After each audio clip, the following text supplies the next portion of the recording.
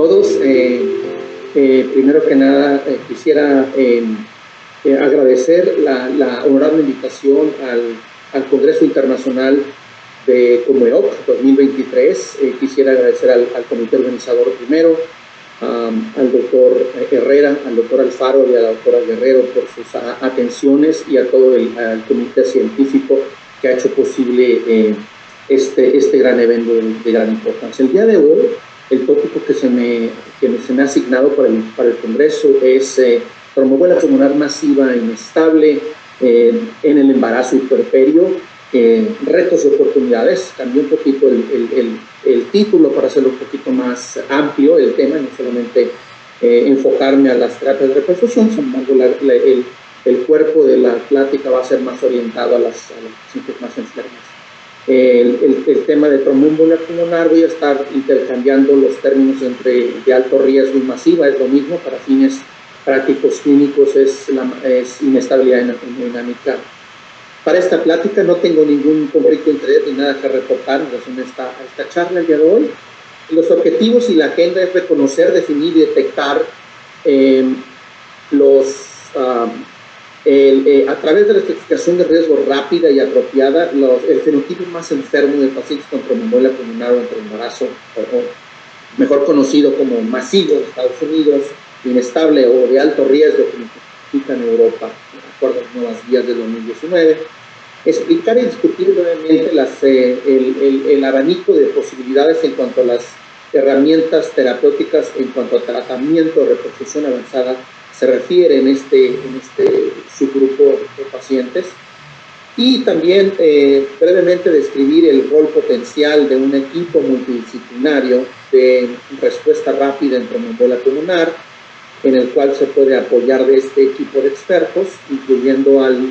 también al especialista, al ginecólogo obstetra y al especialista de medicina materno-fetal, en ese aspecto, tratando de individualizar y tratando de esquematizar el mejor abordaje terapéutico dependiendo las características únicas y auténticas de un escenario clínico complejo en tromboembolia pulmonar aguda. Vamos a tener un caso clínico de una paciente de 32 años, gesta 1 para 1, es post-cesárea de 7 días, se presenta a la emergencia con falta de aire, disnea súbita, al reposo de 2 días de evolución, y también un episodio de síncope. Al momento de tomar esos signos vitales en triage, la paciente se encuentra bastante taquicárdica, con una presión en media más o menos en 55 a 60, una 92/50, un poquito taquipneica y saturando al 75% al aire ambiente, y con 5 litros con flujo canal nasal, mejora la saturación en 91%, la exploración física enfocada, taquicárdica, un poquito disneica, sin embargo con buen estado mental.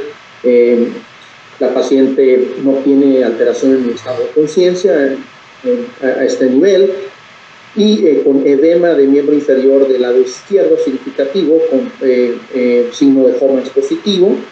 pulsos palpables con buen llenado capilar en ambas extremidades, y caliente a la palpación y doloroso a la palpación profunda también. Los laboratorios se encuentran realmente normales, la hemoglobina normal, las plaquetas normales, los tiempos de coagulación y también el fibrinógeno se encuentra normal. La troponina de alta sensibilidad se encuentra ligeramente elevada, hay un poquito de leak en la troponina con hipertroponinemia, y el péptido natriúrico cerebral elevado en 700. La placa de tórax normal. El electrocardiograma con taquicardia sinusal, y hay un eje desviado a la derecha que no tenía anteriormente en el paro quirúrgico, y hay un bloqueo de rama de derecha completo con T invertidas de B1-3. Se le hace una angiotomografía pulmonar con protocolo de tromboembolia pulmonar, donde se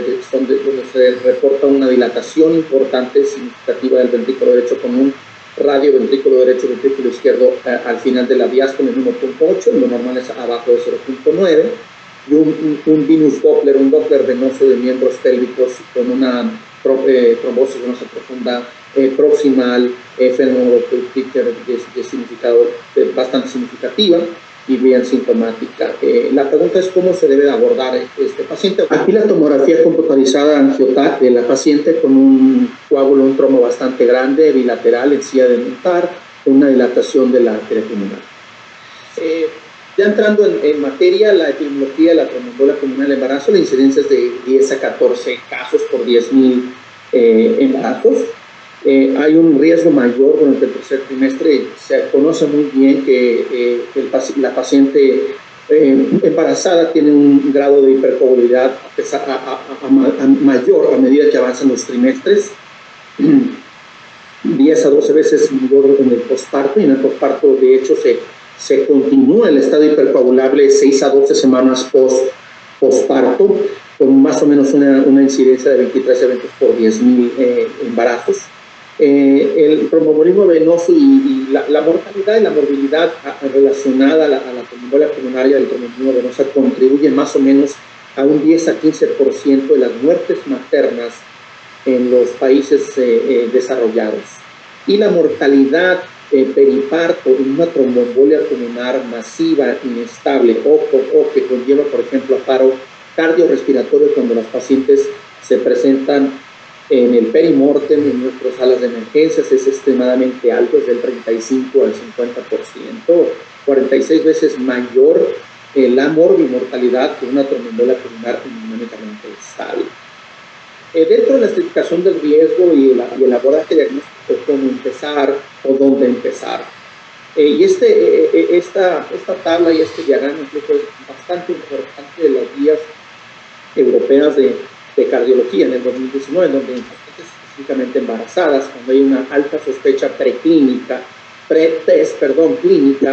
con un alto Wells o un GERS, un score de GERS alto, arriba de 2 o 3 puntos, por ejemplo, pues la paciente se puede anticoagular de manera empírica, en lo que se hace el abordaje diagnóstico un poquito más específico. Se puede tomar la radiografía de tórax y se puede empezar con un ultrasonido bilateral de miembros pélvicos venoso para ver si hay síntomas, a ver si hay evidencia confirmatoria de trombosis profunda, ¿verdad? Si no hay, se puede especificar más a detalle dependiendo de los signos y síntomas del paciente, si trae dolor de pecho pleurítico, estilo pleurítico o falta de aire. Si la placa de tórax es normal, se puede hacer una gamma perfusorio, lo cual durante el embarazo hay menor radiación. Sin embargo, si la placa de tórax es un poquito anormal y puede haber, por ejemplo, atelectasia, donde se puede confundir con que puede representar más bien un signo de Hampton o un infarto pulmonar, que se presenta como atelectasia, un poquito de lipoemia o derrames pleurales menores, se puede entonces llevar a cabo una tomografía angioTAC pulmonar para delinear bien la anatomía y también ver otras causas de los síntomas de la paciente. Si es positivo y es realizado por el radiólogo, entonces se continúa la heparina bajo peso molecular y se echa a andar ahora sí ya el protocolo de tratamiento más para la tromboembolia venosa. Y dependiendo de la severidad de la tromboembolia pulmonar, se puede referir, y ahora las guías del 2019 están recomendando altamente utilizar y apoyarse de los equipos de respuesta de tromboembolia pulmonar si la severidad de la tromboembolia pulmonar lo amerita. Esta es la clasificación europea de la Sociedad Europea de Cardiología y la Sociedad Respiratoria Europea, en el cual se estratifica, es una explicación de riesgo bastante compleja, que va del grado de severidad tanto de riesgo bajo, riesgo intermedio bajo, riesgo intermedio alto y de alto riesgo. Obviamente en nuestras pacientes embarazadas, me voy a enfocar en el lado izquierdo. La tromboembolia pulmonar masiva, como ya sabemos, se tiene que detectar, sospechar y diagnosticar de manera rápida, obviamente a la cama del paciente, si la paciente se ve tóxica, si la paciente se ve con estado mental alterado, hipóxica, con aumento del trabajo respiratorio, y se sospecha la tromboembolia pulmonar, pues es una paciente de alto riesgo, basado en los signos vitales. Realmente no hay mucha ciencia en cuanto al diagnóstico y la identificación en una tromboembolia pulmonar masiva inestable. Sin embargo, se tiene que tener la sospecha diagnóstica. Y aquí es muy claro, automáticamente uno al tener el diagnóstico oportuno y rápido de la tromboembolia pulmonar de alto riesgo, pues se tiene que pensar en cuáles van a ser mis potenciales posibilidades y mi abanico de posibilidades terapéuticas en cuanto a manejo de estrategias de reconstrucción se refiere, y va a depender de cada característica única y auténtica y singular de cada caso clínico o escenario clínico que uno se va a enfrentar en la emergencia en una paciente puérpera o embarazada. Un grupo importante a resaltar es el grupo de riesgo intermedio alto, que requiere otro tópico, otra plática diferente, pero también está muy controversial y es motivo de muchos estudios y ensayos clínicos hoy en día en el ámbito de la tromboembolia pulmonar, y en el cual estos pacientes, si llegan a deteriorarse en las primeras 24 o 48 horas de ser admitidas a una sala de cuidados intermedios, porque no llegan normotensas, llegan bien, pero se llegaron a descompensar durante las primeras 24 o 48 horas, brincan automáticamente al cuadro de alto riesgo y se echa a andar el protocolo de tratamiento de perfusión y se escala de un manejo de anticoagulación conservador, ya sea intravenoso o parenteral, con pacientes de bajo peso, escalamiento de tratamiento con el ABC. ¿Cuáles son las medidas generales de tratamiento? Inmunológicamente intacta, puede conversar y llevar una historia clínica bien común, se recomienda mejor usar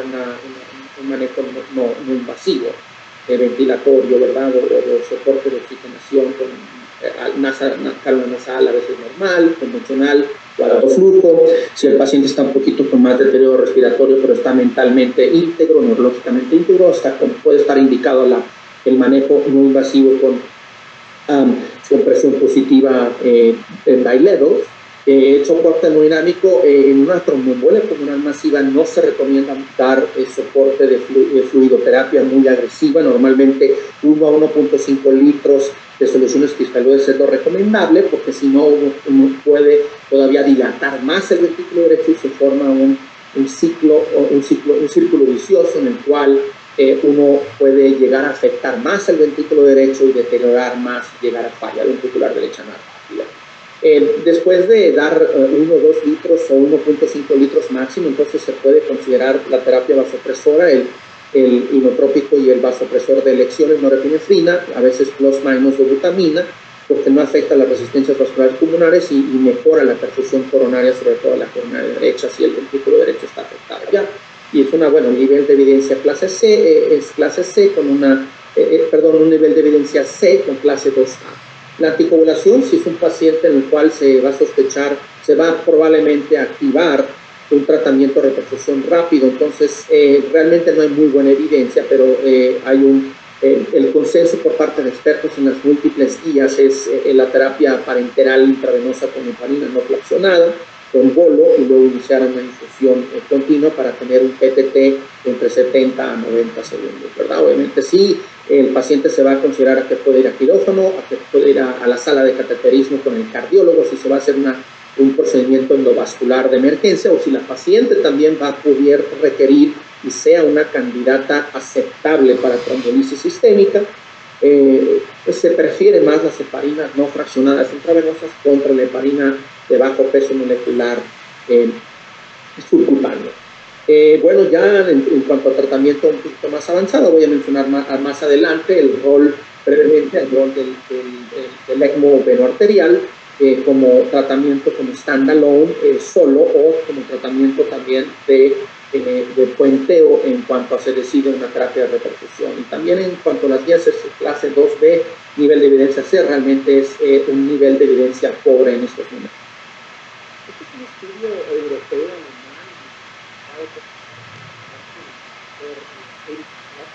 un estudio retrospectivo de más de 1.800 con tromboembolia pulmonar, en donde se describió la mortalidad asociada al 100% y muchos de ellos con soporte de necropsia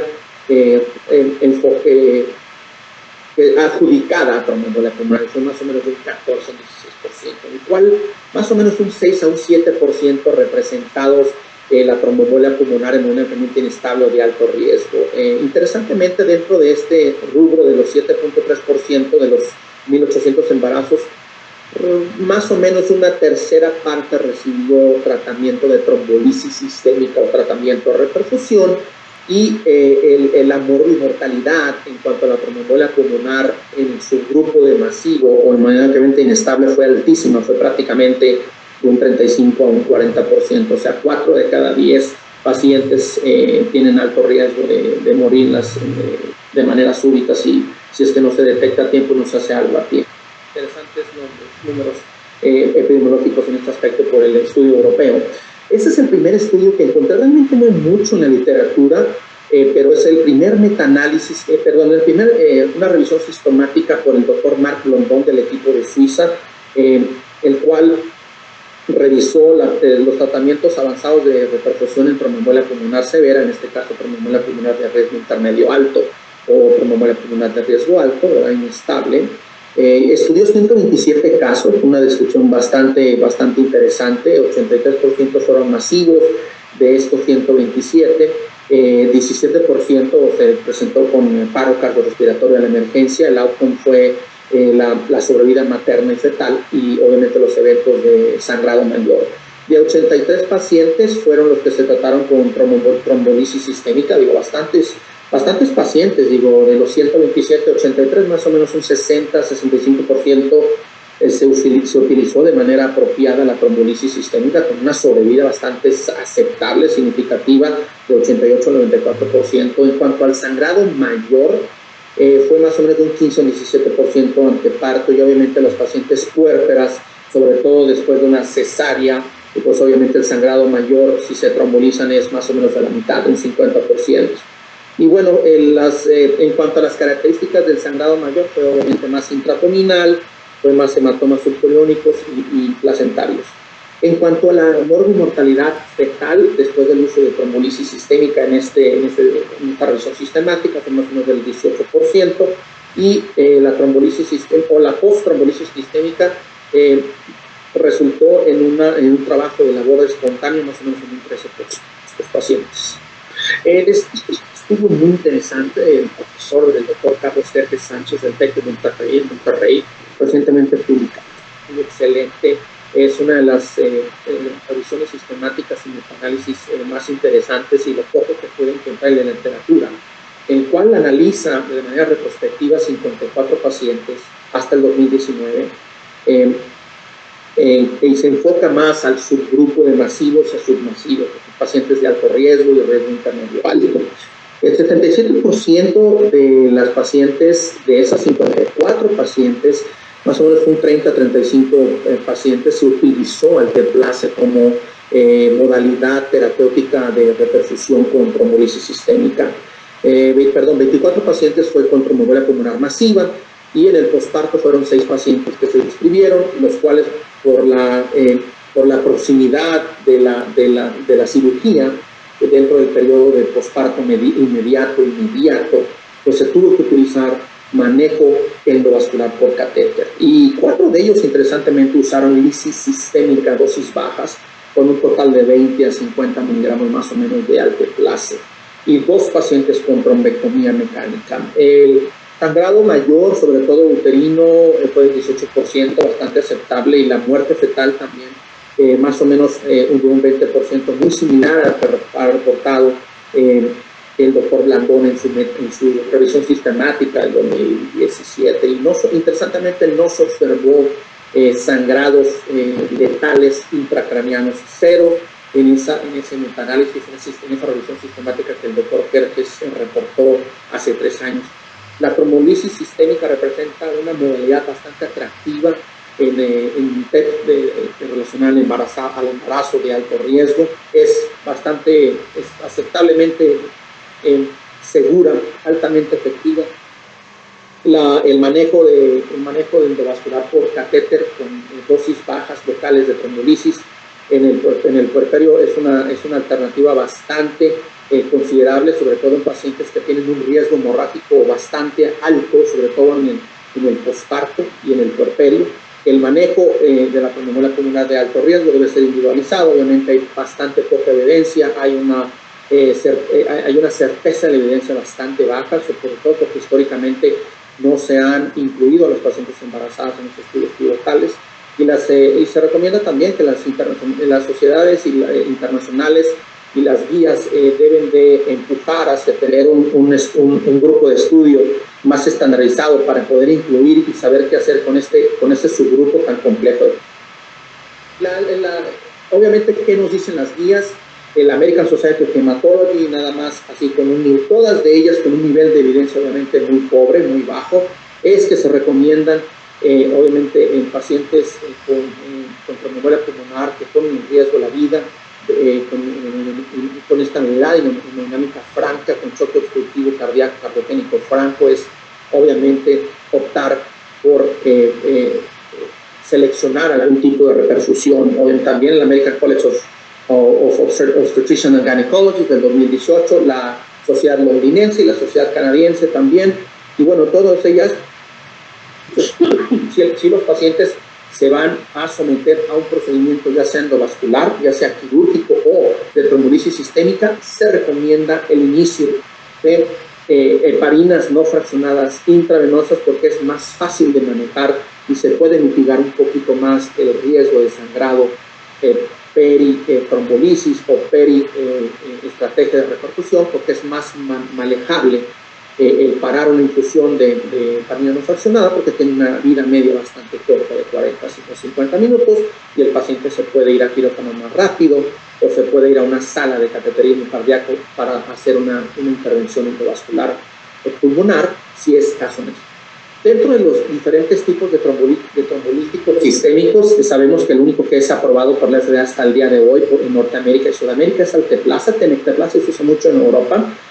Sobre todo me voy a enfocar en los de segunda y tercera generación, que son más específicos, solo tienen una vida media un poquito más corta en relación a los trombolíticos en los que se han usado en los 70s, 80s y 90s, como uroquinasa, cetoquinasa. Alteplasa es de segunda generación, tiene una vida media más o menos de 4 a 8 horas, y el metabolismo y la excreción es más que nada hepático y es un riesgo C de categoría en cuanto al embarazo. Sabemos porque es una molécula es un medicamento de un peso molecular relativamente alto, arriba de 1500 a 2000 kilodaltons, no pasa la barrera placentaria, el cual lo hace un poquito más flexible y más usable durante el embarazo. Y es el trombolítico de elección hasta el día de hoy en el cual se puede usar. La dosis es 10 miligramos en infusión en 5 a 10 minutos, un bolo intravenoso de 5 a 10 miligramos y luego una infusión con los 90 miligramos restantes para una dosis total de 100 miligramos en 2 horas. El Tenecteplasa es un poquito más rápido, es una infusión más rápida, es una vida media más rápida y también se ha usado en estudios europeos ahora, sobre todo en 2014-2015 para acá, con el estudio FIGHT. Es algo bastante también considerable a usar porque no es una infusión, es un bolo intravenoso que se pasa de 5 a 10 minutos y también tiene una vida media relativamente bastante corta. Las contraindicaciones de trombolisis sistémica, bueno, me voy a enfocar más obviamente en las absolutas. En cuanto a la estratificación del riesgo, también se debe hacer, si es un paciente en el cual nos topamos en la emergencia con tromboembolia pulmonar inestable, también tenemos que hacer nuestro checklist de qué pacientes tienen contraindicaciones tanto absolutas como relativas. Aquí se encuentra el embarazo y pondría aquí también puerperio como una contraindicación relativa, sobre todo en pacientes que tuvieron una intervención quirúrgica o tuvieron a su bebé de manera con cesárea, ¿verdad? Porque obviamente eso conlleva una limitante en cuanto a la trombolisis sistémica, sobre todo en el puerperio inmediato, las primeras 24 a 72 horas. Ya después de 72 horas, 3 a 4 días, quizás el riesgo sea un poquito menor, sin embargo, esto está a debate y a discusión del equipo de las respuestas. Obviamente, dentro de las contraindicaciones relativas, un evento isquémico cerebral dentro de los primeros 3 meses, una hemorragia, por ejemplo, gastrointestinal dentro de los primeros 45 días, sería una contraindicación relativa. Y esto obviamente en nuestros pacientes con tromboembolia pulmonar, pues obviamente no aplica, esto aplicaría un poquito más en pacientes con evento vascular cerebral isquémico, pero acá obviamente los pacientes tienen una presión bastante baja, entonces esto probablemente estaría fuera de la ecuación. Síntomas de vena cava, bueno, la indicación principal es una contraindicación absoluta, realmente no hay mucha evidencia en los estudios, el estudio PREPIC 1 y 2 obviamente demostrar un beneficio en cuanto a mortalidad en estos pacientes. Sin embargo, el grupo de expertos, sobre todo de las asociaciones de ginecología y obstetricia, tanto canadienses como americanas, recomiendan que en los pacientes que tienen una tromboembolia pulmonar de alto riesgo, que son los más enfermos, masivos, que están enchocados y que tienen una trombosis venosa profundo de la rodilla para arriba por su mal, se pudiera considerar un filtro de cava, ¿verdad?, para evitar un segundo hit o un segundo evento después de estar resolviendo el primer evento. Ahora, en las pacientes embarazadas, por ejemplo, en el tercer trimestre, y en el cual se puede considerar una interrupción bastante considerable de más de 24 o 48 horas del anticoagulante, pues se puede poner un filtro de vena cava porque nos va a ayudar en el futuro, ¿verdad?, a manejar con un poquito de más confianza los anticoagulantes y a no suspender tanto, porque en ese periodo, si una paciente tuvo, por ejemplo, una tromboembolia pulmonar en el segundo trimestre o en el tercer trimestre, probablemente sí está indicado el filtro de vena cava que sea removible o un filtro de vena cava temporal para que después del nacimiento del bebé y después del procedimiento quirúrgico, ya sea por cesárea o por parto endovaginal, se pudiera remover el filtro de vena cava una vez que la paciente pueda tomar su anticoagulante terapéutico y completar esos 3 a 6 meses. Y también en pacientes que tienen historia clínica previa de tromboembolia pulmonar, de tromboembolismo venoso y que están dentro del rango de los primeros 3 meses después de un evento centinela, bueno, pues también se pudiera considerar como una indicación relativa al uso. Los tratamientos guiados por catéter endovascular, bueno, hay una evidencia muy limitada, es de muy pobre calidad, realmente son serie de casos, algunos estudios retrospectivos que se han publicado por ahí. Y el uso principal, la indicación principal es cuando hay una contraindicación absoluta o también una contraindicación relativa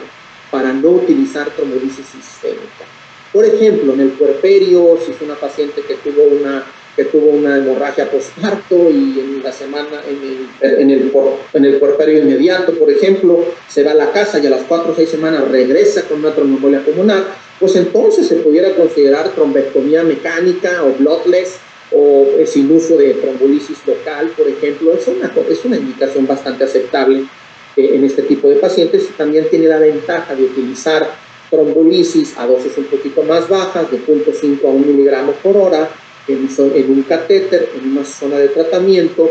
donde se puede infundir alteplase a una dosis de 0.5 o de 1 a 2 miligramos por hora, por 12 horas, por ejemplo, en una paciente con tromboembolia pulmonar bilateral, masiva, se ponen 2 catéteres en cada lado, se deja una infusión por 12 a 24 horas, se hace una angiografía pulmonar de control post-trombolisis local endovascular y se ven los resultados.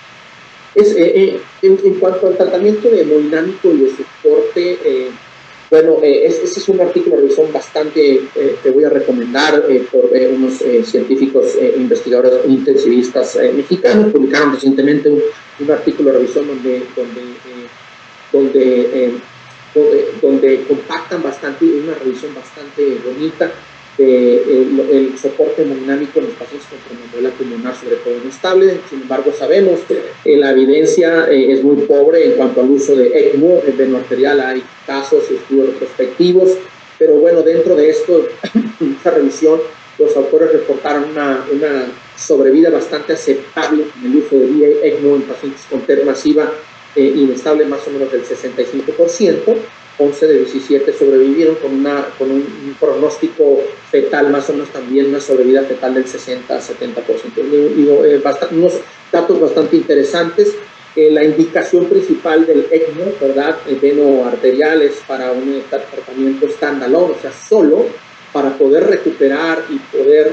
mejorar esa contractilidad y esa función ventricular, o se puede utilizar como puenteo para un tratamiento definitivo una vez que el paciente está mínimamente estable, para un tratamiento, por ejemplo, guiado por catéter endovascular, o hacer una embolectomía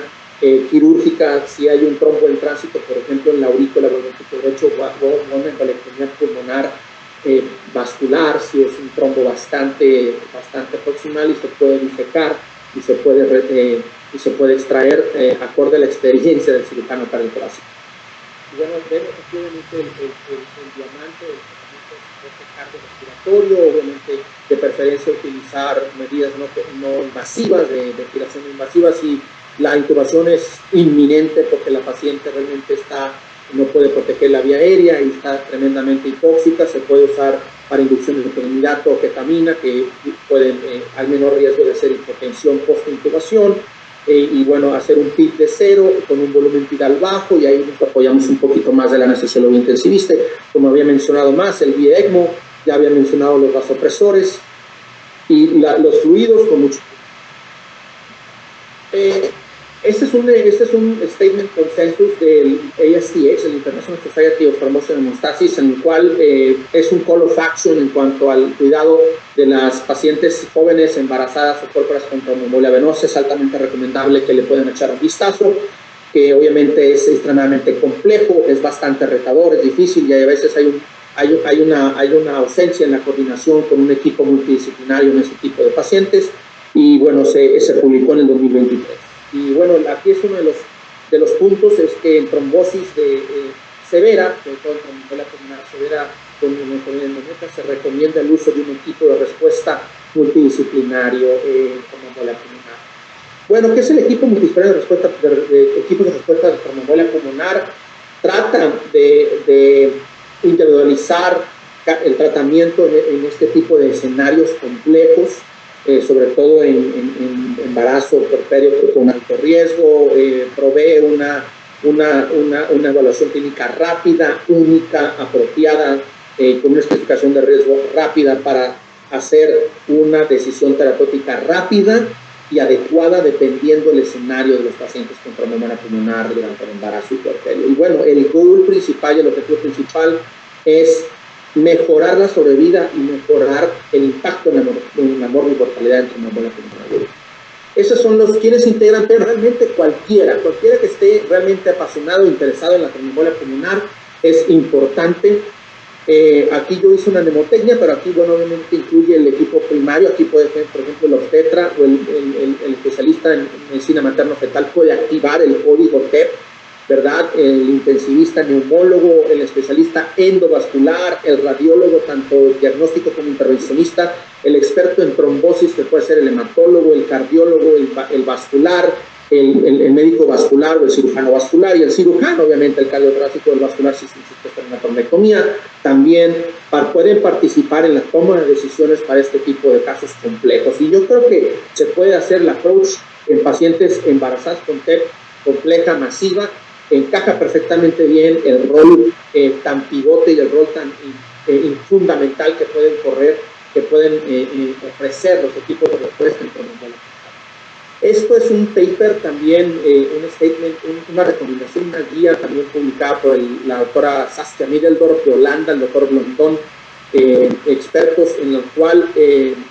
echaron a andar en el 2019 un registro prospectivo de pacientes embarazadas con tromboembolia pulmonar masiva, el cual se registra a través de esta página de internet y se hace el outcome, y ahí es un registro internacional global para tener un poquito más idea de cómo son los outcomes en este tipo de pacientes.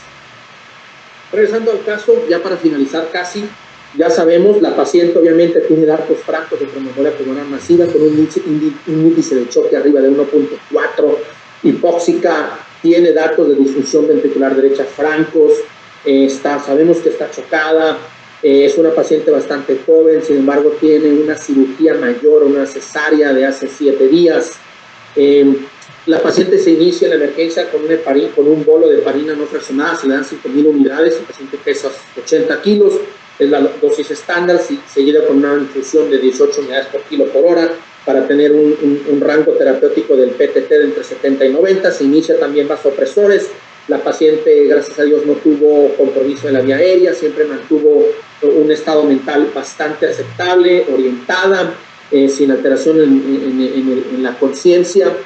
tolerando bastante bien el flujo, la cánula nasal con alto flujo, no requirió BiPAP o intubación. Se activa la consulta, se activa el código PERT y la consulta, dado que es una tromboembolia pulmonar pasiva de alto riesgo, y el PERT, después de tener una discusión breve de 20 minutos, 15 minutos, toma la decisión de hacer un manejo abordaje terapéutico con tratamiento de trombectomía mecánica con un catéter rotacional manual para hacer aspiración y maceración del trombo que les había enseñado en silla de montar, sin usar catéter, sin usar lisis sistémica local, dado que la paciente tuvo una cesárea hace menos de 8 días y el riesgo de sangrado estaba ahí, obviamente era moderado a severo. Después del procedimiento, la paciente mejoró inmediatamente, tuvo oportunidad